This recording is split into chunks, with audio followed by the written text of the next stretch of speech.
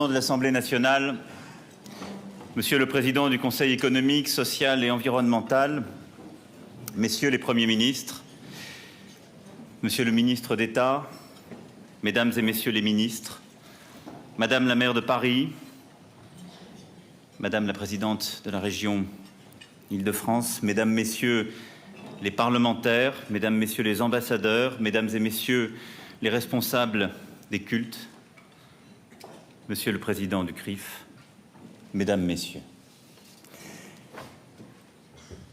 Comme chacune et chacun, j'aurais souhaité que ce dîner, le deuxième auquel j'ai l'honneur d'assister comme Président de la République, se tienne dans des circonstances plus sereines. Nous aurions évoqué avec émotion Claude Lanzmann, ce qu'il donna à la France en entrant en résistance dès l'âge de 18 ans, ce qu'il offrit au monde avec son monument Shoah, cette œuvre immortelle contre l'inexorable travail d'oubli du temps.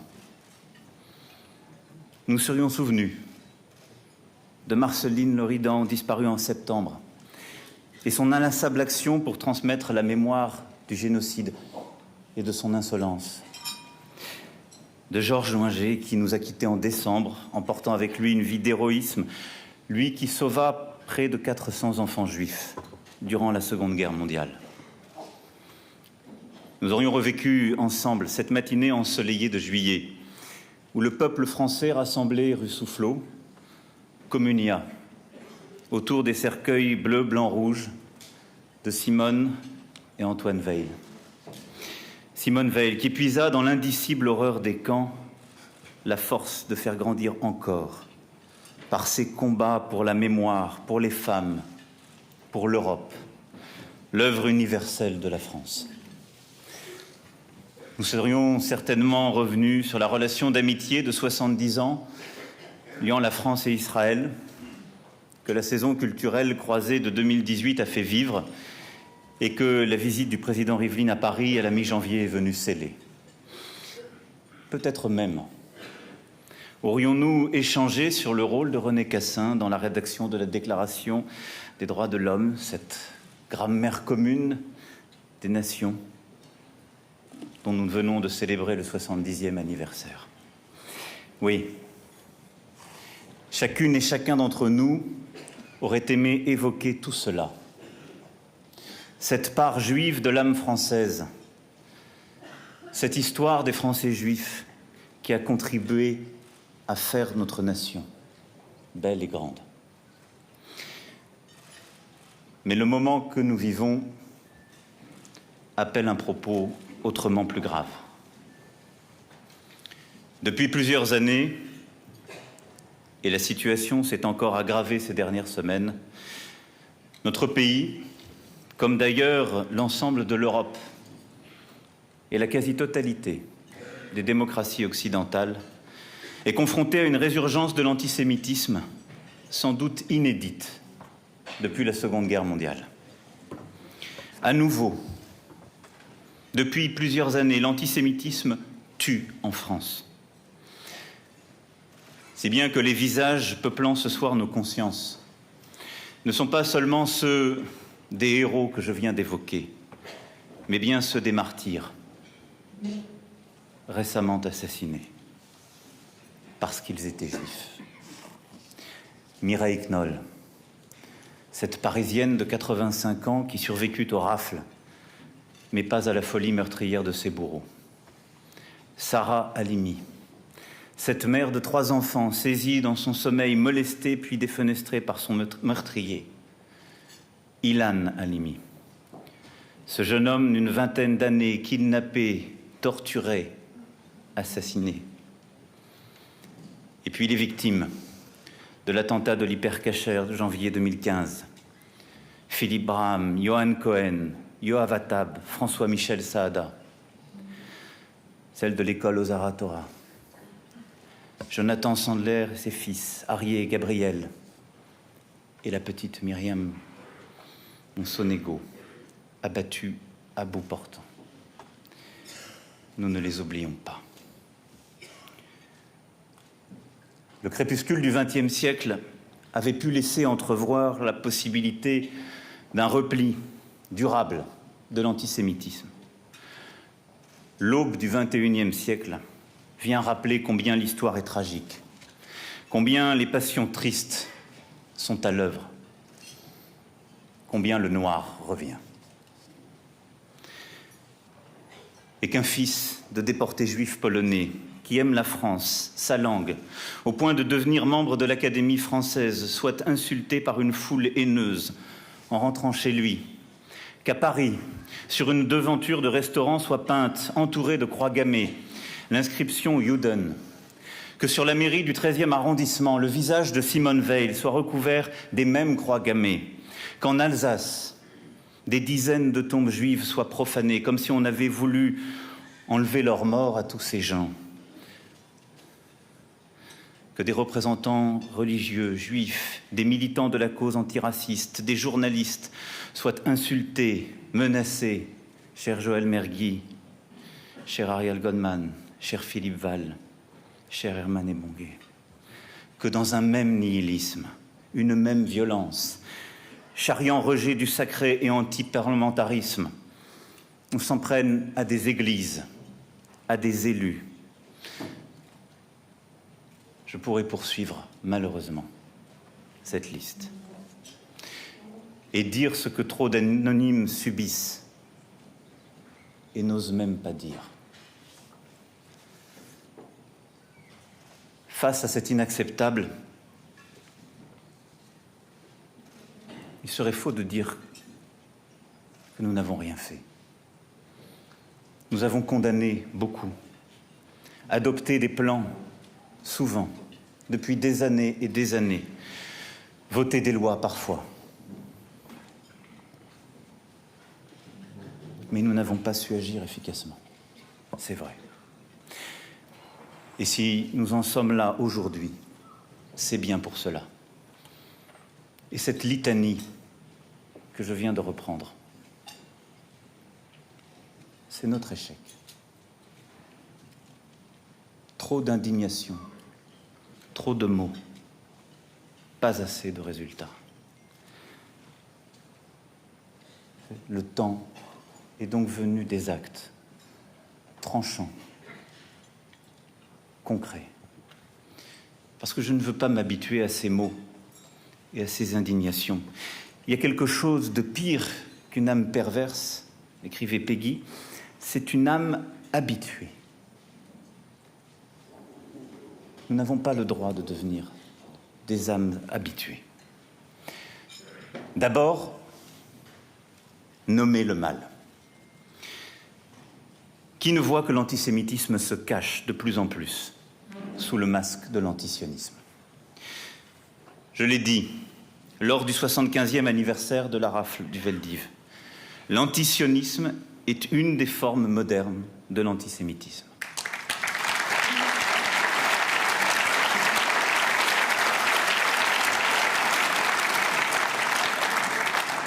C'est pourquoi je confirme que la France, qui, comme vous l'avez rappelé, l'a endossé en décembre avec ses partenaires européens, mettra en œuvre la définition de l'antisémitisme adoptée par l'Alliance internationale pour la mémoire de la Shoah.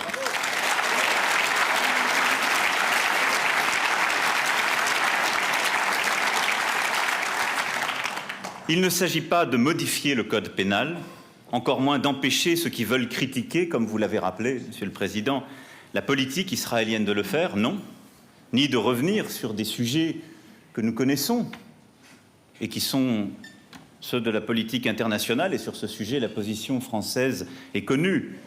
Et l'année dernière, nous en avions débattu.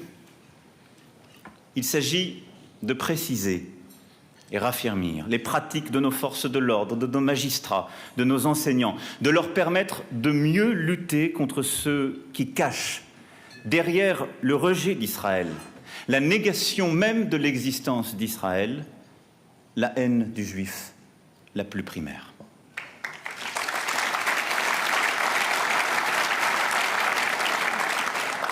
De la même manière, il n'y aura aucune complaisance à l'égard des pratiques de boycott et du BDS, plusieurs fois condamnées en France et qui le seront à nouveau.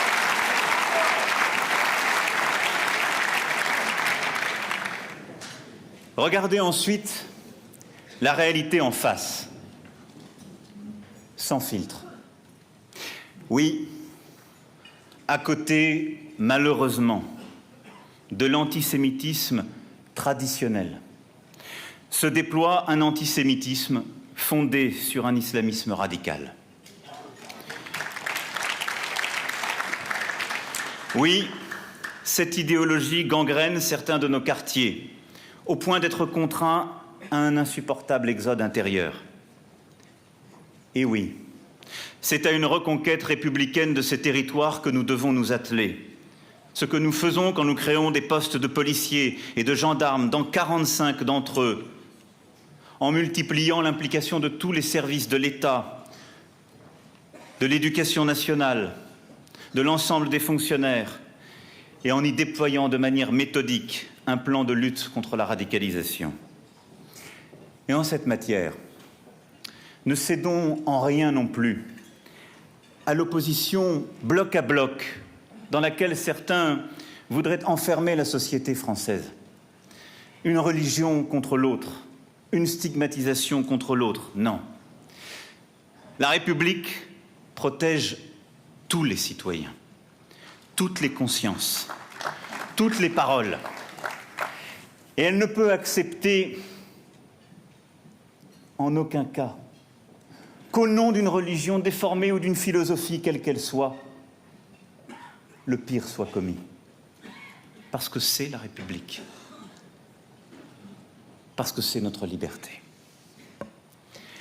Traquer et punir ceux qui se rendent coupables d'actes antisémites. Rien n'est plus insupportable pour les victimes que l'absence de sanctions. Rien n'est plus incompréhensible pour nos concitoyens que le sentiment du tout est permis, qui anime les semeurs de haine et qui sape l'autorité de l'État.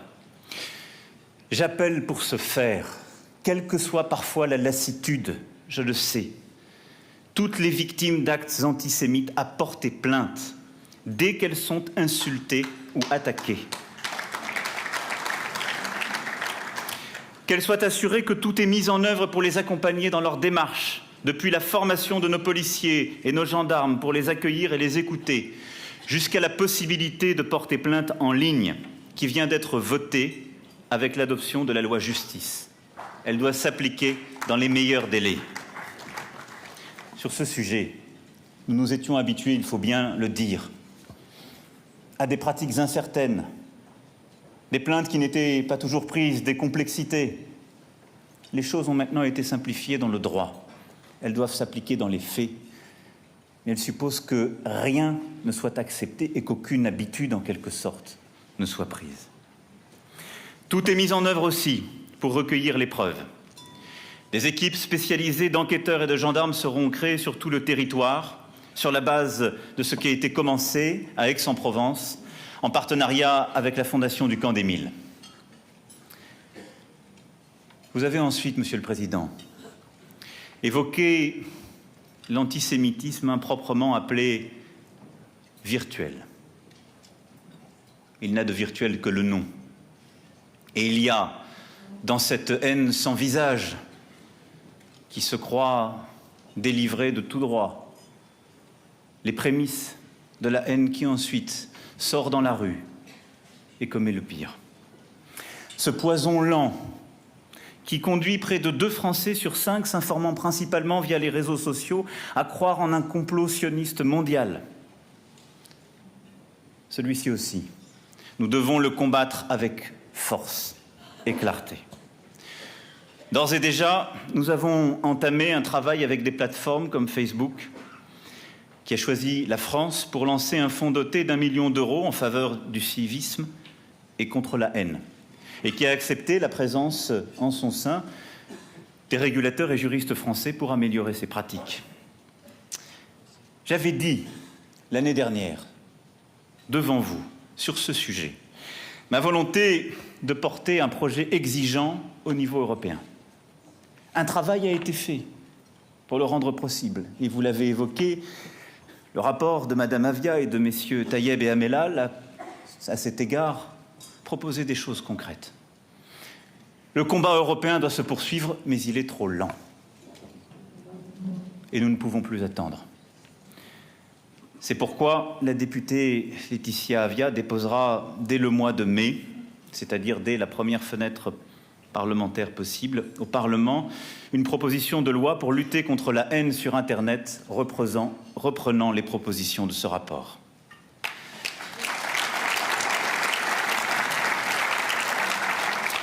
Nous devons à ce titre nous inspirer de ce que nos voisins allemands ont su faire, de manière efficace et pragmatique.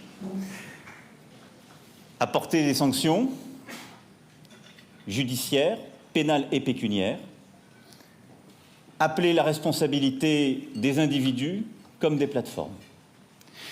Il s'agira de mettre fin aux stratégies d'éviction déployées par des sites étrangers qui, changeant régulièrement de serveur, sont aujourd'hui très difficiles à bloquer. Dans ce contexte, la question de l'anonymat sera évidemment posée. Elle est trop souvent le masque des lâches. Et derrière chaque pseudonyme, il y a un nom, un visage, une identité. Faut-il interdire partout sur Internet l'anonymat? Je pense que nous pourrions aller, par cette voie, à quelques égards vers le pire. Et il faudra donc y réfléchir à deux fois.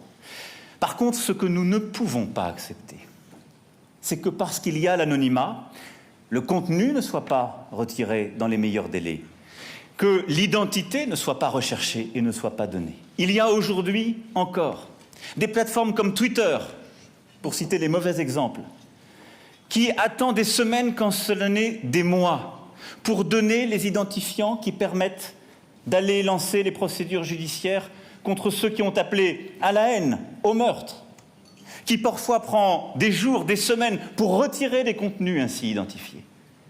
Ce que ce texte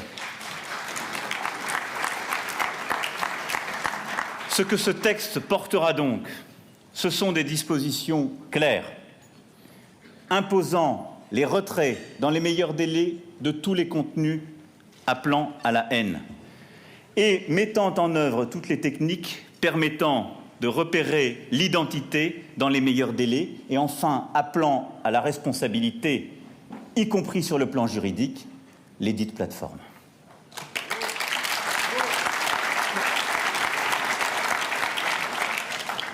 Il nous faut adopter nos sanctions à la société numérique, nous donner les moyens aussi de pouvoir interdire la présence sur un réseau social de personnes coupables de propos racistes et antisémites, comme on interdit les hooligans dans les stades. Ou à tout le moins faire en sorte que les condamnations pour actes racistes et antisémites soient publiées pour ceux s'en rendant coupables. La honte sur ces sujets d'urgence doit changer de camp. Elle ne doit plus ronger les victimes, elle doit accabler les agresseurs. Enfin, parce que la période met en cause ce que nous sommes, la France doit aussi tracer de nouvelles lignes rouges et nous le ferons par des mesures concrètes et des décisions que la loi permet aujourd'hui de prendre. C'est pourquoi j'ai aussi demandé au ministre de l'Intérieur d'engager des procédures visant à dissoudre des associations ou groupements qui, par leur comportement, nourrissent la haine, promeuvent la discrimination ou appellent à l'action violente. Bastion social, Blood and Honor Hexagone et Combat 18 pour commencer.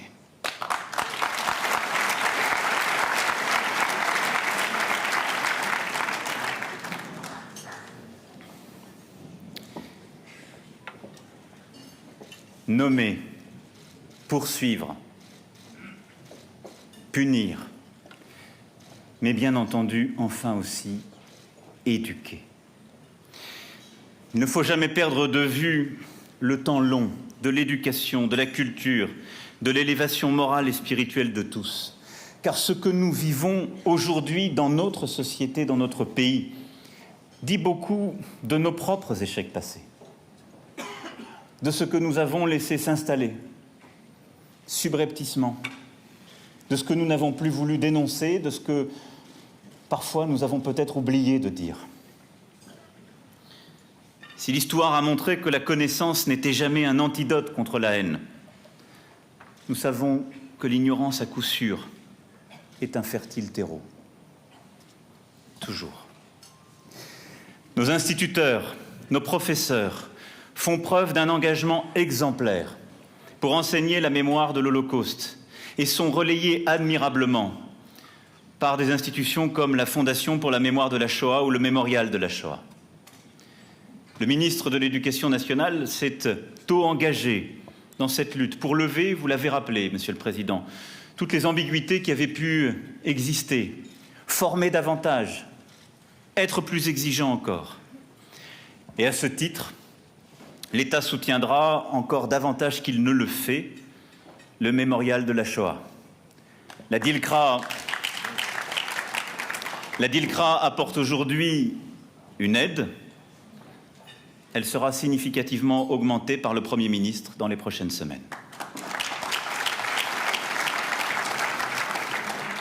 Ces instituteurs, ces professeurs sont encore trop souvent livrés à eux-mêmes, en particulier quand dans ces quartiers gangrénés par l'islamisme radical, évoquer la Shoah, la situation au Proche-Orient est parfois devenue impossible. Ces instituteurs, ces professeurs trouveront toujours la République à leur côté. Au niveau national, une équipe de réaction a été mise en place qui leur apporte une solution en 24 heures dès qu'une difficulté se fait jour. Dans chaque rectorat, des messages clairs ont été passés pour que tout soit dit, le moindre problème dès qu'il est observé. Mais trop souvent, nous avons vu aussi dans ces quartiers de la République ces dernières années des enfants quitter l'école publique. Disons-nous les choses franchement, pour aller vers des écoles privées sous contrat, quelle que soit d'ailleurs la confession, pour pouvoir changer de quartier parce que quelque chose se passait que l'enfant ou les parents eux-mêmes n'osaient pas dire. C'est pourquoi j'ai demandé au ministre de mettre en place des actions spécifiques et de procéder à un audit de tous les établissements marqués par le phénomène de déscolarisation des enfants de confession juive.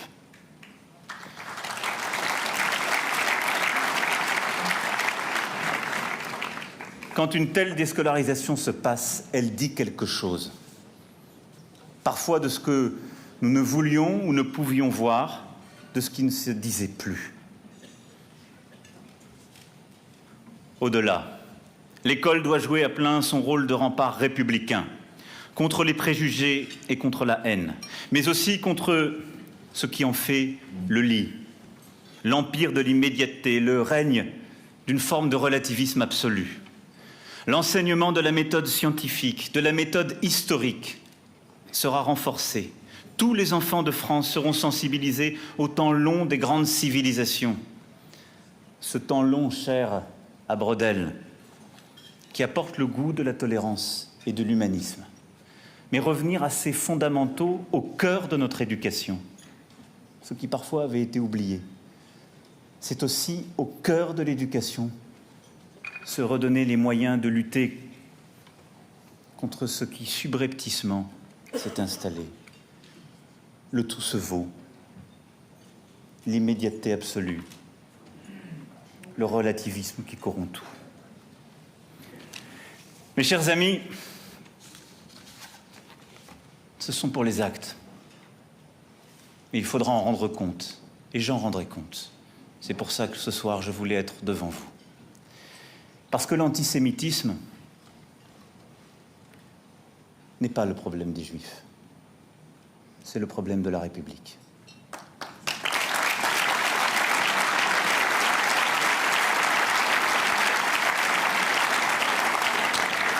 Et parce que ceux qui pensent que l'antisémitisme ne concernerait que quelques-uns, qu'une communauté dans la République, que cela n'oublie jamais notre histoire commune, ce que nous sommes. L'antisémitisme, c'est tout simplement la haine de l'autre. Et d'ailleurs, regardez bien les formes qu'il prend. La haine du juif, c'est tout à la fois la haine du communiste et du capitaliste. La haine des forces extérieures et de l'ennemi de l'intérieur. Ce sont toutes les haines additionnées. L'antisémitisme a pris tous les visages, s'est nourri de tous les extrêmes. Ça n'est la haine que d'un visage, celui de l'autre. et qui plus est un autre qui nous ressemble. L'antisémitisme, c'est le problème de la République. Parce qu'il est cette haine d'avant-garde, mais qui s'accompagne toujours du cortège des autres haines auxquelles vous avez fait référence. Et dans les temps où nous parlons, ce sont ces autres haines qui derrière aussi se réveillent. Haine contre les musulmans, racisme sous toutes ses formes, haine anti-LGBTI. Toutes les formes de haine se réveillent avec, contre les élus, contre l'autorité, contre le parlementarisme, contre le sacré, les églises et toutes les religions, contre ce qui nous a fait. Oui, pour toutes ces raisons, l'antisémitisme, c'est la question de la République et de la France. Parce qu'au cœur de nos histoires liées, il y a tout ce qu'ils ne veulent plus voir. Je ne reprendrai pas ici le cortège des grandes figures qui ont fait notre pays, de Rachy jusqu'à Bergson, Proust, de Simone Veil à Robert Badinter. La France doit tant à celles et ceux qui l'ont ainsi construite, pas à pas, lui ont appris l'universel, lui ont donné ce visage. Mais ce qu'ignorent encore trop de nos concitoyens dans notre pays, c'est que depuis des siècles et des siècles, de grands juifs, de grands commentateurs des textes sacrés ont été en France, qui ont dit tant de ces textes et sont connus à travers le monde, que les plus grands commentateurs de la Bible et du Talmud, juifs, ont été dans tous nos villages et ont rendu parfois ces villages célèbres à ceux qui n'ont jamais mis le pied en France.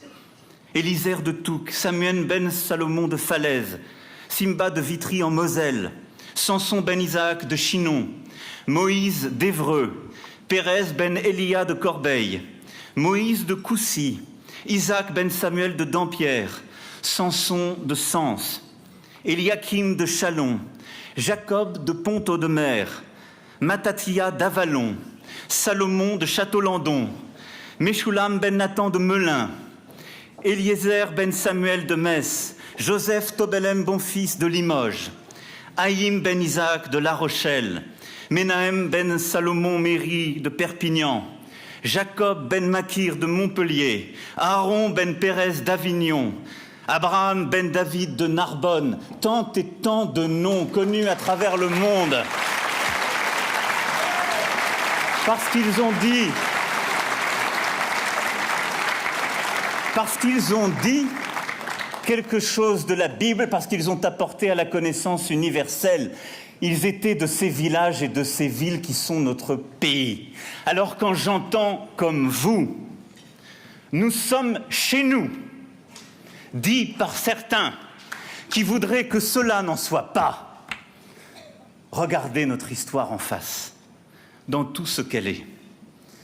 L'histoire de France est belle, de ces universels croisés, de ces juifs venus du bout du monde pour aimer notre pays, tomber pour lui et le faire accéder à l'universel, et de tous ces Français qui ont voulu comprendre, aimer, porter une religion parce qu'on pouvait la porter librement et avec fierté dans notre pays. C'est cela, l'histoire des Juifs et de la France, bien avant la République, bien avant même qu'on commence à parler de la France. C'est cela ce que nous sommes. Nous sommes chez nous, nous tous.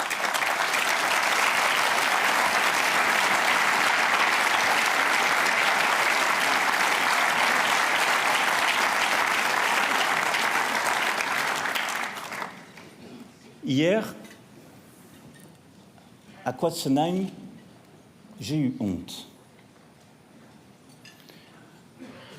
J'étais avec les habitants de cette petite commune d'Alsace et ils avaient honte. Et nous avons regardé ces tombes souillées et je me suis dit, ce qu'ils veulent, c'est au fond aller même s'assurer que nul ne pourra reposer en paix. À la honte succède la colère, celle de vouloir trouver tout de suite une réponse, de répondre à la haine par une autre haine.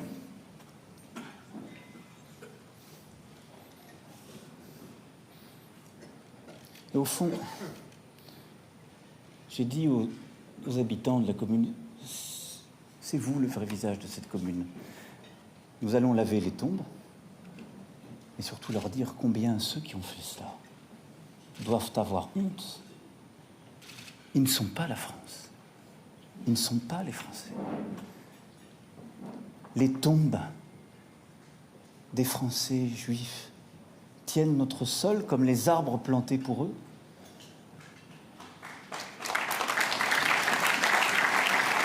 Ils sont enracinés, et cet enracinement, c'est notre nation. Alors oui, je le sais, mes amis, il y a dans ces moments-là quelque chose d'ingrat pour la tâche qui est la nôtre. La barbarie a une force, elle est immédiate. Elle sidère, elle fascine certains, et elle plonge dans la consternation, parfois l'accablement les autres.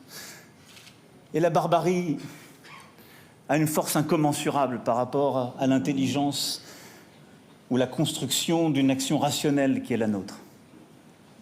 C'est précisément, d'ailleurs, cette force qu'elle recherche. Alors nous ne gagnerons pas ce combat en un jour. Mais je veux ce soir vous dire une chose. Nous ne nous habituerons jamais. Nous aurons toujours l'exigence de vérité, de liberté, de fraternité et d'intelligence, qui est la seule réponse à cette barbarie.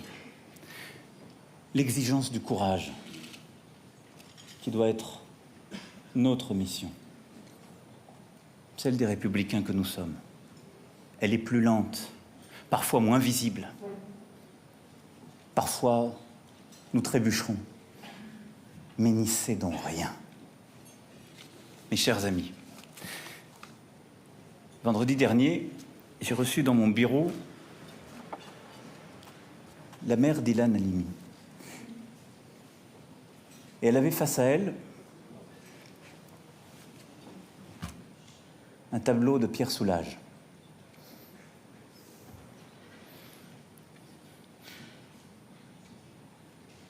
Et je lui ai dit, c'est ça, ce que nous avons à vivre.